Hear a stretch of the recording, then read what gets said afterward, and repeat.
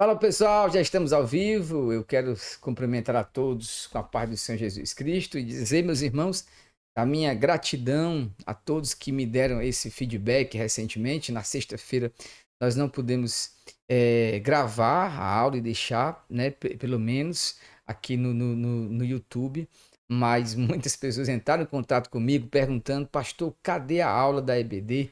Cadê a gravação? Cadê a live?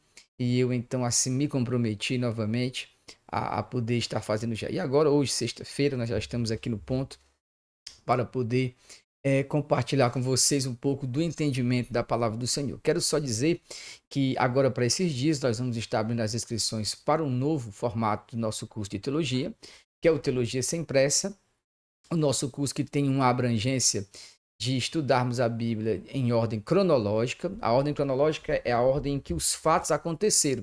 Nós vamos estar estudando a Bíblia a partir da ordem dos fatos em que eles foram acontecendo ali biblicamente e pensando juntos como é que Deus se revela e as doutrinas básicas. Depois passamos por todo o corpo da teologia sistemática, depois pela história da igreja e finalizamos então com um estudo sobre a espiritualidade, a cosmovisão bíblica, que para nós é aquilo que nós mais queremos desenvolver.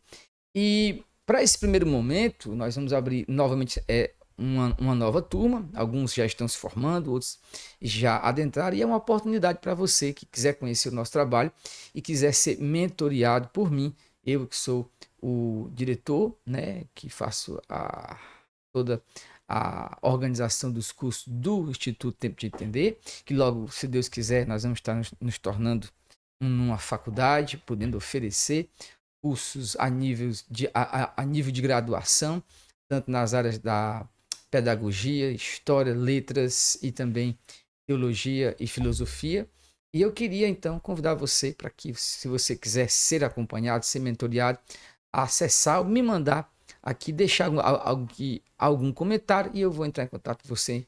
Você vai poder participar. Eu vou estar fazendo uma live de lançamento do nosso Teologia Sem Pressa, né, do nosso curso, que é um curso que tem o tempo, a duração de 2 anos, mas que seria muito bom para que você pudesse conhecer e acessar o núcleo da fé cristã com autoridade, ok? Eu já convido você para que a gente possa adentrar aqui na nossa sala e podermos já iniciar a nossa lição bíblica, né, que vai hoje estar versando sobre esse tema muito importante, que é o tema da lição 4, a igreja e o reino de Deus. Fiquei muito feliz com o feedback recebido por alguns irmãos, que eu recebi de alguns irmãos, e quero aqui mandar um abraço aqui para os irmãos de Itapiúna, a minha amiga pastora Lúcia, minha mãe, a certo pastor Neto, foi muito bom. A irmã Lúcia me perguntando se eu podia mandar o link, né? Vendo que alguns irmãos estão aproveitando muito dessas aulas aqui. Até você que é professor, que não tem ali o tempo necessário para poder estudar, para poder pesquisar. Então está aqui essas aulas para poder ajudar você também que é professor da EBD.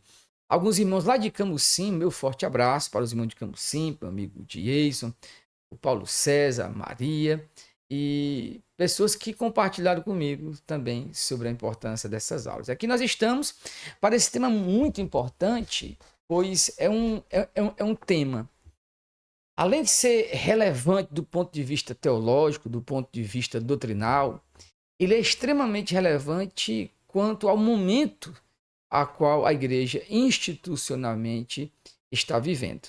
A relação igreja e reino de Deus, eu tenho tentado mostrar para todos que me acompanham, eu acho, não sei se eu deixei bem claro na outra aula, mas seria mais ou menos assim. Vou tentar fazer aqui um círculo aqui, ver se eu consigo, né? Fazer aqui um círculo bem abrangente. Seria mais ou menos assim. Aqui está o reino de Deus, então dentro do reino de Deus, nós temos outro círculo, só que agora um círculo menor, e este círculo menor nós vamos chamá-lo de a igreja, ok? Este círculo menor é o círculo que nós chamamos de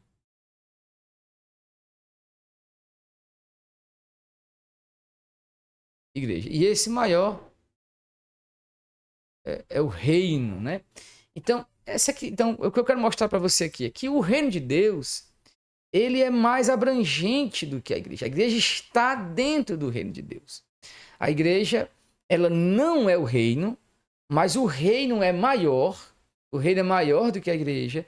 E a igreja está contida deste ciclo que faz parte do reino de Deus. Então, a igreja, ela é, dentro de uma estrutura maior, ela é uma embaixada. Ela é um posto avançado, ela é uma embaixada do reino de Deus. Ok? Então, para a gente poder dar prosseguimento à nossa aula, nós vamos ver aqui alguns tópicos importantes já da nossa lição. O primeiro deles é o texto áureo, né? O texto áureo diz assim: o texto áureo, o tempo está cumprido e o reino de Deus está próximo. Arrependei-vos e crede no evangelho. A verdade prática nos diz: pregar a mensagem do reino de Deus é uma importante missão da igreja. Observe aqui que já o autor, ele traz para a gente aqui o seguinte, ó. Ele trabalha essa noção aqui, ó. Pregar a mensagem do reino, ó, do reino é uma importante missão da igreja. Então veja então que a igreja, ela é comissionada pelo reino. Nós poderíamos deixar isso bem claro, né? Que a igreja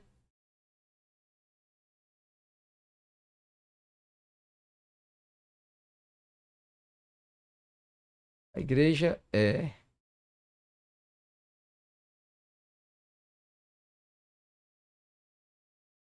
Opa, tem um Szinho aqui. Comissionada pelo reino.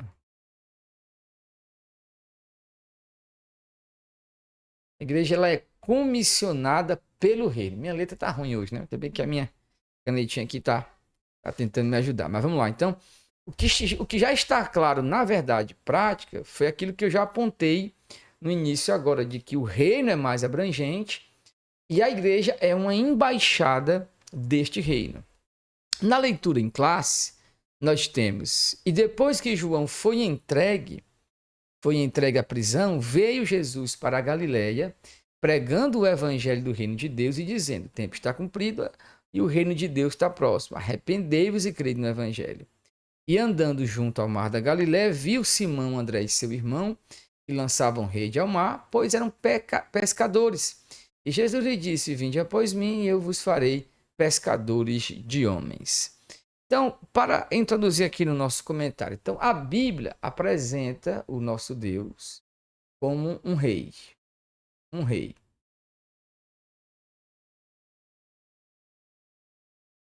rei, que exerce o seu governo e domina sobre tudo que há. Sobre o seu reino governa soberanamente. Nesta lição, nós apresentaremos uma compreensão do reino de Deus a partir de sua natureza e sua relação. Já as palavras natureza e relação com a igreja. Nesse aspecto, mostraremos o reino divino na sua dimensão universal, soberana, bem como sua realidade presente,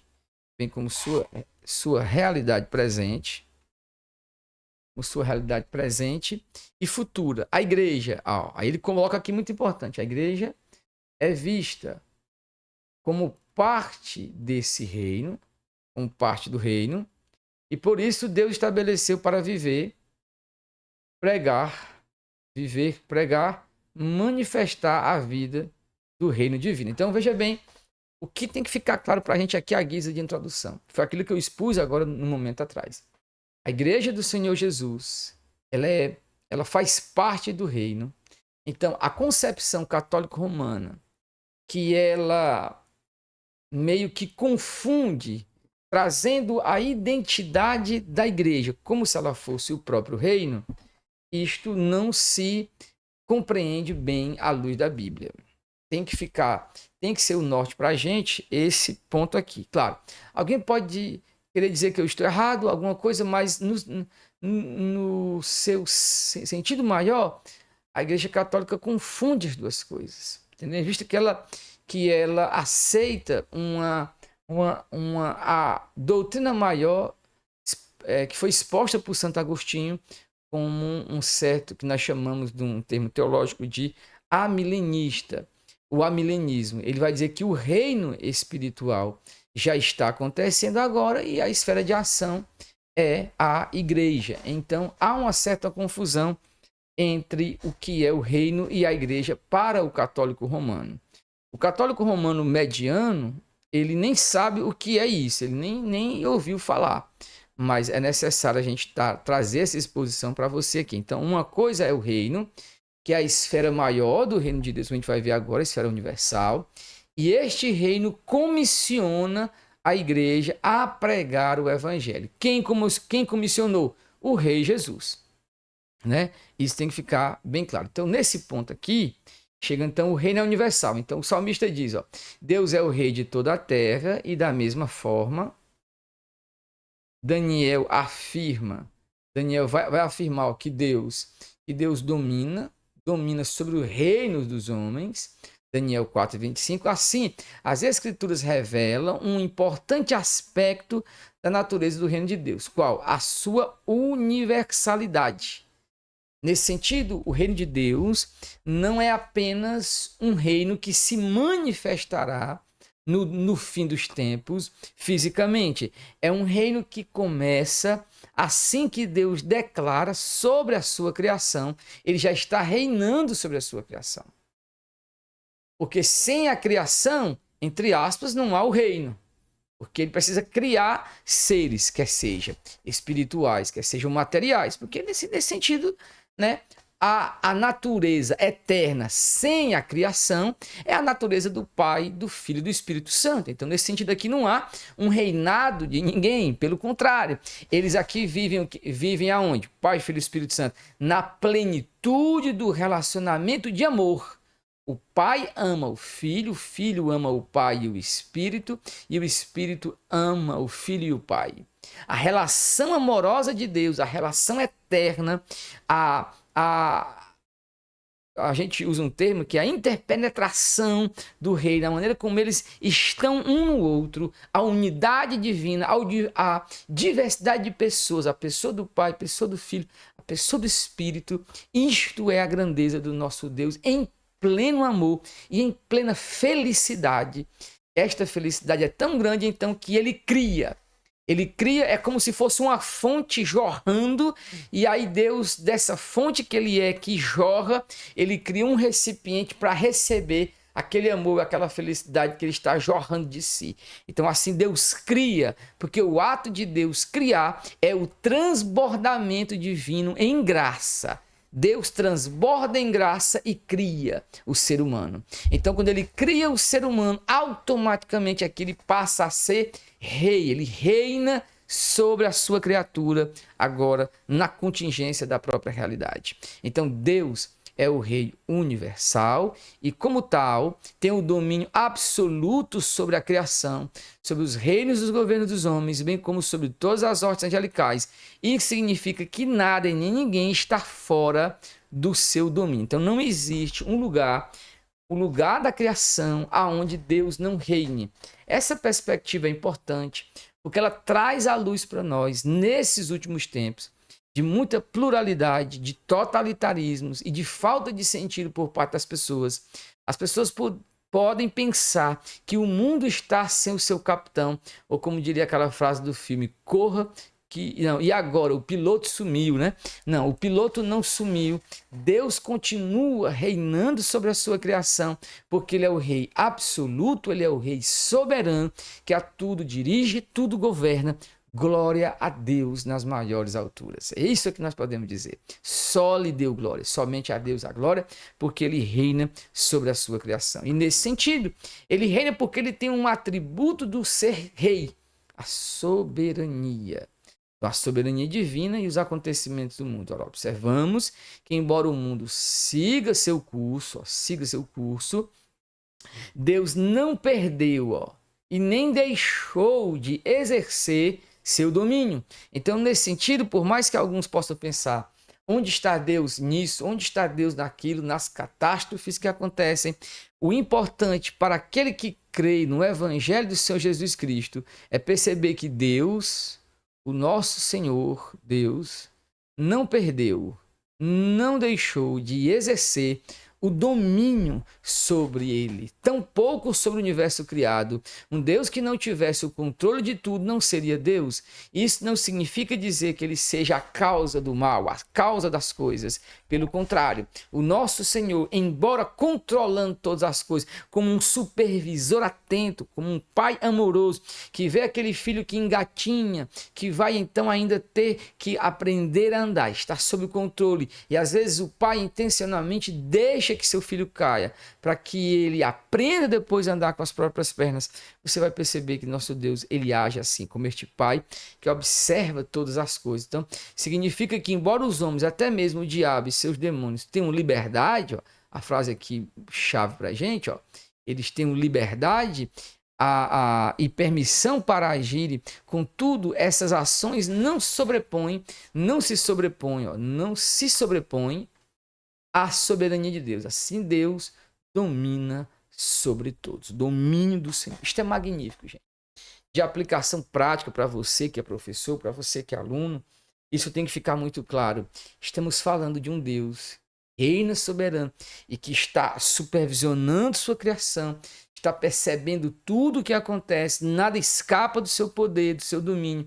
Este Deus revela-se dessa forma e nos dá o quê? Segurança. Segurança. Havia um hino antigo que dizia: que segurança, pois sou de Jesus e já desfruto do gozo da luz. Sou por Jesus herdeiro dos céus e ele me leva à glória de Deus. Então, é essa perspectiva, a segurança de nós termos um Deus que, mesmo que os eventos possam acontecer de uma forma que eu não compreenda momentaneamente, eu percebo que todas as coisas contribuirão para o bem daqueles que amam a Deus, única e exclusivamente porque é o Deus de amor que governa o trono do universo. Ele reina sobre a criação, reina sobre minha vida e reina sobre todas as coisas. E este Deus de amor, este Rei de amor, é aquele que eu posso dizer no Salmo 23: o Senhor é o meu pastor. Este é o meu pastor que me guia e que me garante salvação e vida eterna. É este Deus. Por isso a felicidade de poder transbordar e glorificar ao Senhor. Então, nós não vivemos numa insanidade por causa do mundo. Nós não precisamos cair em certas ansiedades. Temos um Deus que é soberano. Este atributo de soberania precisa sempre ser relembrado, pois é justamente um atributo hoje que faria com que o nosso coração descansasse mais na plena confiança do nosso Deus.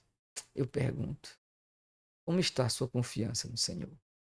Então, nesse sentido, caminhamos para mais um tópico, onde o subponto nos diz o reino de Deus e a nação de Israel.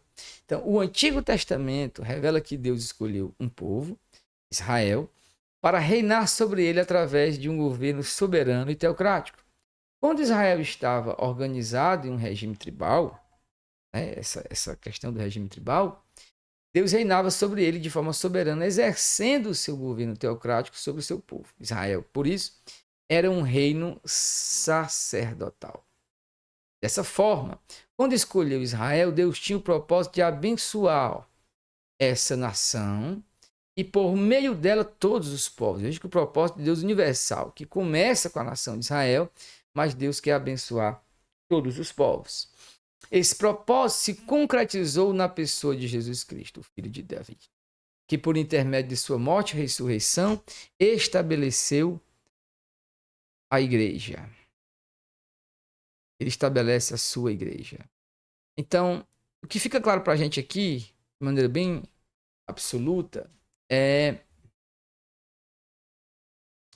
a relação como Deus ele usa a nação de Israel como um exemplo, como um modelo daquilo que ele quer fazer depois no seu reino físico, que abrangerá a igreja e Israel dentro deste reino. Então, no futuro, o que ficará claro é o seguinte, como é que eu posso fazer? Eu vou tentar novamente aqui desenhar para a gente. No futuro seria mais ou menos assim.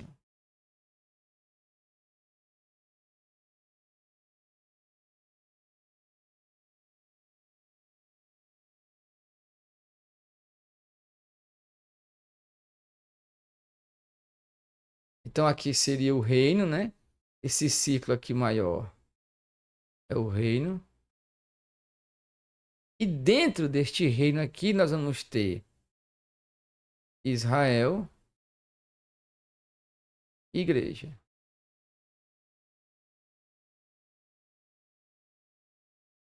Israel e a igreja vivendo dentro do reino de Deus. Então, quando Cristo retornar,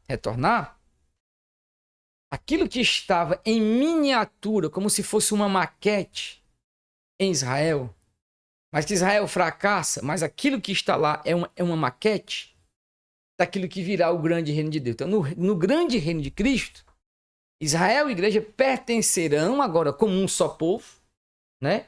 Como um só povo, no reino de Deus, um só povo. E isto será absoluto no entendimento claro daquilo que Deus quer para a gente. A presença do Senhor, por exemplo, quando Salomão ele termina de concluir ali o seu templo, o templo de Salomão, ele ora e a bênção dos céus desce daquele lugar em forma de sua presença. Então, na Jerusalém final, né? Veja aí, Jerusalém física, né? Derrotada, não tem Cristo. Mas a Jerusalém final, a Jerusalém de Deus que desce do céu, não tem templo. Por quê? Porque Cristo é o seu templo. Então veja bem, o que acontecia em Israel era uma maquete para a grande realidade do reino de Deus que virá. Então, passemos agora para a igreja e as dimensões do reino de Deus. Então, o reino de Deus como uma dimensão, como esta realidade presente. Então, nos evangelhos, nós vamos perceber aqui Jesus chamando a atenção para a dimensão presente, ó, a dimensão presente do reino de Deus. Por exemplo, Mateus registra Jesus libertando e curando, ó, a expressão aqui para gente, ó, curando um endemoniado cego e mudo. Esse fator extraordinário provocou um ciúme e a ira dos fariseus que o acusaram de fazer isso pelo poder de Beelzebu. A resposta de Jesus foi reveladora, mas se eu expulso o demônio pelo Espírito de Deus, conseguintemente, chegado a vós o reino de Deus. Então, veja como ele está falando aqui que chegou o reino de Deus. Nessas palavras do Senhor, vemos um aspecto importantíssimo da compreensão da identidade do reino de Deus, a sua realidade presente. A palavra-chave é essa. Realidade presente. Em outras palavras, com o advento de Jesus, o reino de Deus já estava presente entre os homens. Nosso Senhor disse que o reino de Deus havia chegado. Logo, esse reino não é algo subjetivo, mas concreto e real. A pergunta então é: quem dá a concretude do reino de Deus? Como é que eu posso sentir essa presença do reino que é palpável? A presença da igreja.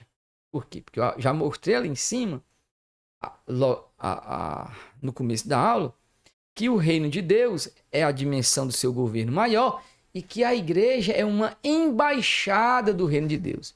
Então, Israel era uma embaixada na antiga aliança, embora agora esteja em pecado, longe do Senhor, mas foi uma embaixada. E agora o reino é esta embaixada maior.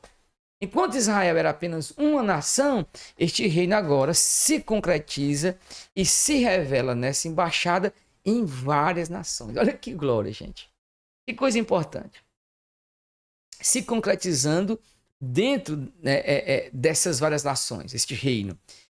E a qualidade, o que dá o tom na igreja para que haja de fato um entendimento de que ali é o reino de Deus, que não é só uma dimensão institucional, é a presença do Espírito Santo. A operação do milagre. Por quê? Porque a operação do milagre, a presença do Espírito Santo, mesmo que parcial, não total, né? Mesmo que parcial e não total, por quê? Porque o Paulo disse que o Espírito foi nos dado como garantia de algo ainda futuro que virá. Por quê? Porque o que acontece hoje em cada igreja, em termos de manifestação do reino de Deus, através da igreja, é apenas um aspecto real, absoluto, desse reino de Deus. Só que isto é apenas um sinal de algo maior que acontecerá no reino de Cristo, quando ele estiver plenamente realizado aqui na terra. Então, nós vamos ter, então, onde está o reino de Deus? O reino de Deus, como realidade presente, não está relacionado ao espaço geográfico, mas com a presença de Jesus. Aquilo que eu falei na outra aula aqui, a presença de Jesus, a presença do rei é o reino. Pois onde a presença dele está, o reino de Deus se manifesta. Em outras palavras, toda vez que as pessoas são salvas, curadas, libertadas do poder do diabo, o reino de Deus está presente. Ora, o reino de Deus estava presente no ministério de Jesus, pois ele mesmo era a manifestação, olha aí, ó. Ele era a manifestação do reino. Estava presente no ministério apostólico na igreja primitiva e, finalmente, será presente por intermédio da igreja de Cristo, da era presente, ou da presente era, né? Então, nós vemos que a igreja, como a embaixada maior do reino de Deus, ela expressa este reino. E o reino de Deus, como eu já falei, ele é também uma realidade futura, tá certo? Porque ele possui uma dimensão presente, mas também possui uma dimensão futura. E essa dimensão futura, essa que é um aspecto escatológico da esperança, do fim, daquilo que acontecerá, Paulo ele tem muito a dizer em suas cartas. Então, embora o reino de Deus seja uma realidade presente hoje, e mesmo sendo possível já experimentado agora, contudo, ele se manifestará. E a palavra-chave aqui para nós é o quê? Plenitude na era vindoura. Então, o milênio, o reinado de 1000 anos sobre a terra, faz parte dessa dimensão futura do reino de Deus. Então, nesse sentido, nós acreditamos na manifestação ainda visível, plena, num tipo de plenitude do reino de Cristo, que culminará com a nova criação. Por isso o reino existe, para dar continuidade a essa nova criação, e se manifestará de maneira gloriosa na vida do seu povo. Caminhando aqui já para a gente, chegarmos ao ponto 3. Então, a igreja no contexto do reino de Deus. Então, a distinção entre igreja e o reino de Deus. Que eu já venho já trabalhando já. Então, deve ser destacado que a igreja faz parte do reino. Contudo, ela não é o reino em toda a sua expressão. O reino de Deus é mais amplo e envolve todo o povo de Deus, da antiga bem como da nova aliança. A igreja, mesmo inserida no contexto do reino, não existia no Antigo Testamento. Todavia, o reino de Deus já existia no Antigo Pacto. Assim como debaixo do Antigo Pacto, em Israel, a comunidade do reino. Então, a igreja é a comunidade do reino do Novo Pacto. Então, aquilo que eu vinha já abordando, que eu já antecipei para a gente, que é esta realidade de que a presença do reino de Deus, estando aqui manifestada, ela não pode ser, ela tem que ser distinguida, né? Tem que ser distinguida da sua manifestação do próprio reino. Então, o reino é maior, é mais abrangente que a igreja. Israel, no Antigo Testamento, fazia parte desse reino de Deus, e a igreja agora é o povo de Deus desta nova aliança, que está inserida nesse contexto aqui, porque ela é a comunidade do novo pacto. Então, a igreja expressa, ela manifesta o reino de Deus. A igreja foi idealizada, projetada por Deus para ser a expressão do seu reino na plenitude dos tempos. Ela não é um improviso, um remendo a qual Deus está fazendo na história. Hoje nós estamos vivendo o ponto aonde Deus quer manifestar. Gente, isso aqui é muito importante, ó, porque nós temos aqui, ó, é por intermédio dela, da igreja, que as insondáveis riquezas de Cristo se tornam conhecidas por meio da igreja, que o reino está sendo conhecido na terra. Ora, uma vez que a igreja é essa embaixada do reino de Deus, eu manifesto a presença do reino de Deus através da minha vida, através dos meus atos, que me levam a pensar em Cristo e dar glória a Cristo. Então, eu, como membro da igreja, sendo parte do corpo de Cristo, manifesto esse reino. E por que isso aqui tem que ser tão claro para a gente? Gente, porque se eu não manifestar o reino, eu posso errar e manifestar uma ideologia política. Eu posso usar a igreja para viver uma ideologia política. Eu posso levar a igreja a viver uma ideologia econômica, uma ideologia social e uma ideologia empreendedora, como tratar a igreja como uma empresa. Então, essas 4 manifestações que são altamente erradas devem ser combatidas por todos nós. A igreja não é uma empresa, ela não é um partido político, a igreja não é um clube de ação social, a igreja é muito mais. A igreja, meus irmãos, ela tem uma ação, tem uma ação dimensionada pela presença do reino, que vai além da nossa denominação. Então, a igreja e a mensagem, que aqui, então, fechamos o nosso ponto.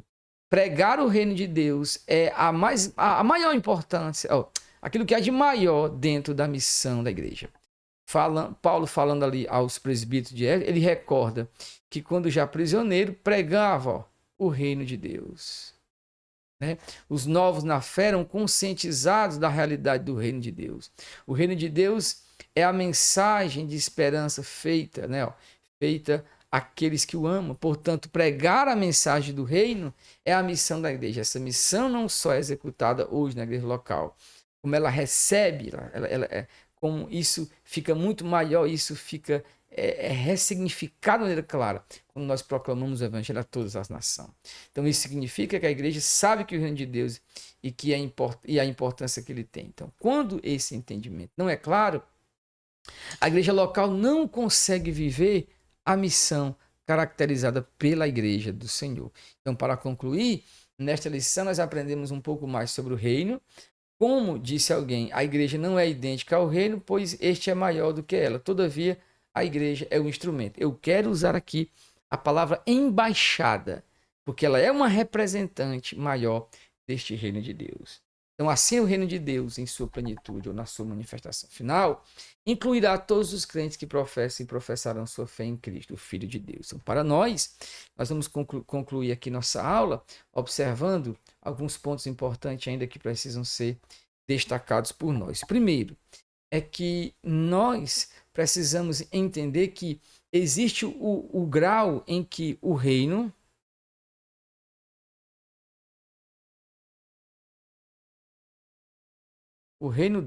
deve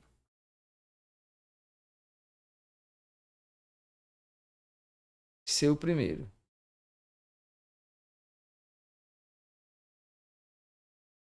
A leitura está ruim, viu? Mas deve ser o primeiro na ordem. Não a denominação, mas o reino.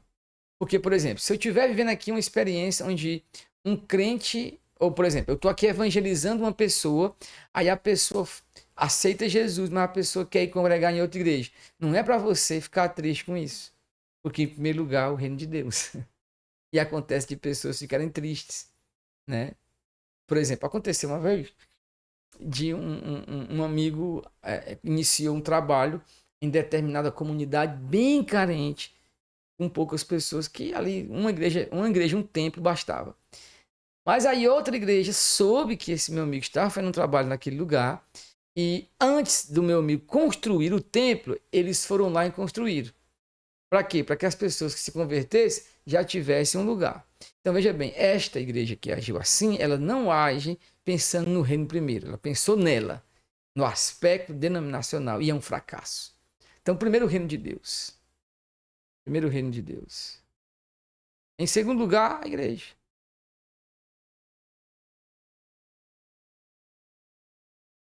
E em terceiro lugar, você. Então, nesse sentido, nós vivemos, então, uma perspectiva onde reino, igreja e eu, né? Ou outro, estão aqui interligados para viver a função que o Senhor espera de todos nós.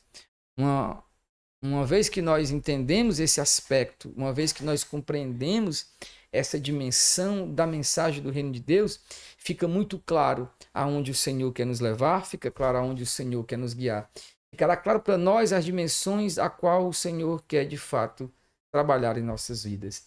Então, hoje nós estivemos aprendendo sobre essa dimensão, a igreja e o reino de Deus. Espero que você seja edificado, que Deus te abençoe e até sexta-feira que vem com mais uma aula, a aula de número 5 da nossa lição do nosso trimestre. Ok? Um forte abraço para você e até mais.